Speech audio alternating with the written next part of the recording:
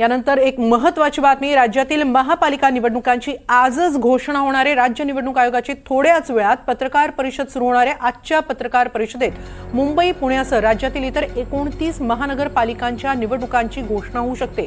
पुढील वर्षात 10 ते 15 जानेवारी या दरम्यान एकाच टप्प्यात मतदानाची प्रक्रिया पार पडू शकते। त्यामुळे निवडणूक आयोगाच्या आजच्या पत्रकार परिषदेकडे सर्वांचं लक्ष लागलेलं आहे। डिसेंबरमध्येच नगर परिषद आणि नगरपंचायतींच्या निवडणुका झालेल्या आहेत। काही नगरपंचायतींच्या निवडणुका या 20 डिसेंबरला होणार आहेत आणि त्यामुळेच आता दुपारी 4 वाजता निवडणूक आयोग पत्रकार परिषद घेऊन महापालिका निवडणुकांसंदर्भात कोणती महत्त्वाची घोषणा करते, कोणत्या तारखेला या निवडणुका होणार आहेत, त्यांचा निकाल कधी लागणार आहे याकडे आता लक्ष असेल। पुणे, पिंपरी चिंचवड, सोलापूर, मुंबई, कोल्हापूर, नाशिक, मालेगाव या महापालिका आहेत ज्यांच्या निवडणुका प्रलंबित आहेत। त्या निवडणुकांची घोषणा आज होणार आहे।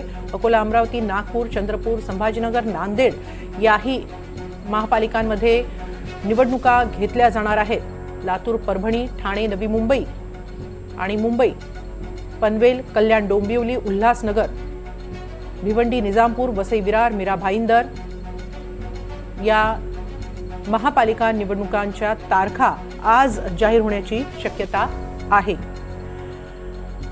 याबाबत अधिक माहिती घेऊया आमचे प्रतिनिधी अक्षय कुडकेलवार यांच्याकडून। अक्षय, थोड्याच वेळात पत्रकार परिषद सुरू होईल, निवडणुकांकडे लक्ष आणि तेही महापालिका निवडणुकांकडे लक्ष आहे, काय अधिक माहिती? हेमाली, नक्कीच आपण जर बघितलं तर राज्यात 29 महानगरपालिका, मुंबई महानगरपालिकेसह सगळ्याच 29 महानगरपालिका निवडणुकांची आचारसंहिता आज निवडणूक आयोगाच्या पत्रकार परिषदेनंतर लागू शकते। आणि या सगळ्यात आपण जर बघितलं तर अनेक महानगरपालिकांच्या निवडणुका 2015 पासून, काही निवडणुका 2017 पासून शेवटच्या निवडणुका झाल्या होत्या। मुंबई महानगरपालिकेची निवडणूक जर आपण बघितली तर 2017 मध्ये ही निवडणूक पार पडली होती आणि त्यानंतर नेमकं निवडणुका लागणार की नाही या सगळ्या संदर्भात कधी लागणार की नाही या सगळ्या संदर्भात संभ्रम निर्माण होत होता, राजकीय आरोप प्रत्यारोप होत होते। महायुतीच्या सरकारला या निवडणुका जाणीवपूर्वक पुढे ढकलायच्या असा आरोप विरोधकांच्या माध्यमातून केला जात होता। मात्र यानंतर सर्वोच्च न्यायालयाचा ज्या प्रकारे निकाल आला आणि 31 जानेवारी 2026 पर्यंत या प्रलंबित महानगरपालिकांच्या निवडणुका घेण्यासंदर्भातले आदेश या सर्वोच्च न्यायालयाने दिले आणि यानंतर आता आपण जर बघितलं तर अशी शक्यता वर्तवली जाते आहे की आत्ता जी राज्य निवडणूक आयोगाची पत्रकार परिषद होणार आहे काही मिनिटांमध्ये, या पत्रकार परिषदेच्या माध्यमातून महानगरपालिका निवडणुकीच्या रणशिंग फुंकलं जाईल। या सगळ्या संदर्भातली आचारसंहिता आणि तारखा या पत्रकार परिषदेच्या माध्यमातून जाहीर केल्या जाण्याची शक्यता आहे। एकूण 45 दिवसांचा निवडणुकीचा कार्यकाळ असतो आणि सध्या आपण जर बघितलं तर जर ही सगळी प्रक्रिया 31 डिसेंबरपर्यंत 31 जानेवारी 2026 पर्यंत पूर्ण करायची असेल तर साधारण आता निवडणुका जाहीर होणं गरजेचं आहे। असंही बोललं जात होतं की राज्य सरकारचं विधिमंडळाचं हिवाळी अधिवेशन संपल्यानंतर ह्या निवडणुका जाहीर होतील आणि आपण तशा पद्धतीचं चित्र आपल्याला सध्या बघायला मिळतंय। या सगळ्यात आपण जर बघितलं तर साधारण जिल्हा परिषद निवडणुकासंदर्भात देखील आजच घोषणा केली जाण्याची शक्यता आहे। राजकीय विश्लेषक असतील किंवा राजकीय जाणकार असतील यांच्या माध्यमातून सांगितलं जातं की काही जिल्हा परिषदांच्या निवडणुका, ज्या जिल्हा परिषदांची ओबीसी आरक्षण मर्यादा ही 50% वर गेलेली नाही, अशा जिल्हा परिषदांच्या निवडणुका देखील या महानगरपालिकांच्या निवडणुकासोबतच जाहीर केल्या जाऊ शकते। त्यामुळे आता जर आज या निवडणूक आयोगाच्या पत्रकार परिषदेनंतर राज्यामध्ये महानगरपालिकेच्या निवडणुका जाहीर झाल्या तर पुन्हा एकदा राजकीय वातावरण ढवळून निघणार आहे आणि पुन्हा आपल्याला आपण बघतोय की आरोप प्रत्यारोपाशिवाय राजकारण या निवडणुका होऊ शकणार नाही। त्यामुळे आरोप प्रत्यारोपाच्या फैरी देखील या येत्या काळात निवडणुकाच्या अनुषंगाने आपल्याला बघायला मिळते। असे संपर्कात राहा अक्षय। या निवडणुकांच्या तारखा जाहीर होणार आहेत आणि याच संदर्भात काही राजकीय प्रतिक्रिया देखील येत आहेत, पाहूया। पहिले तर मला असं वाटतं की जिल्हा परिषदेच्या निवडणुका घेतील का, आज कदाचित फक्त महानगरपालिकेच्या निवडणुकीची शक्यता दिसते।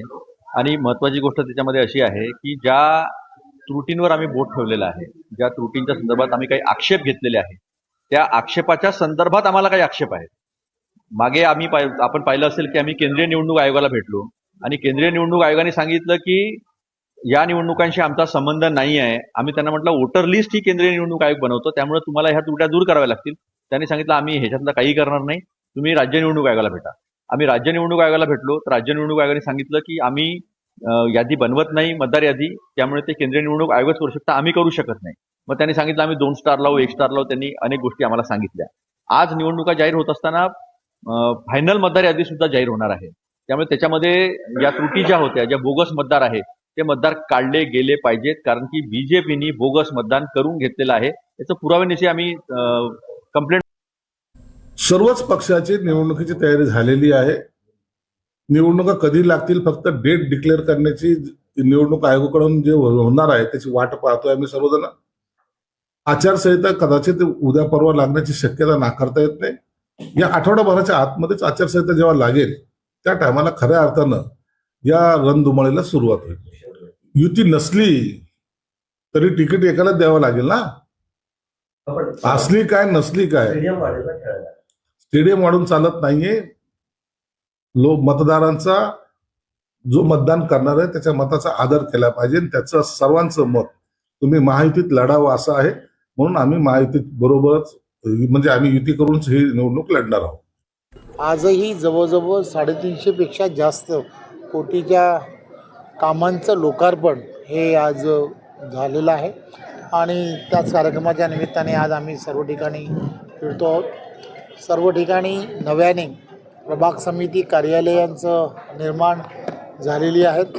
त्याचबरोबर काँक्रिटीकरणाचे रस्ते हेही मोठ्या प्रमाणामध्ये या महानगरपालिकेमध्ये करण्याचं काम झालेलं आहे.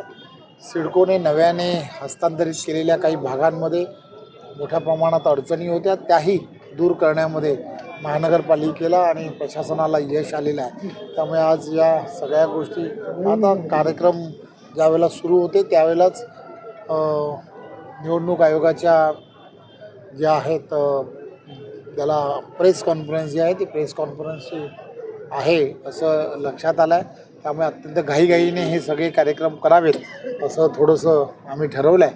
त्यामुळे आम्हाला थोडीशी लवकर रजा दिली तर बरं.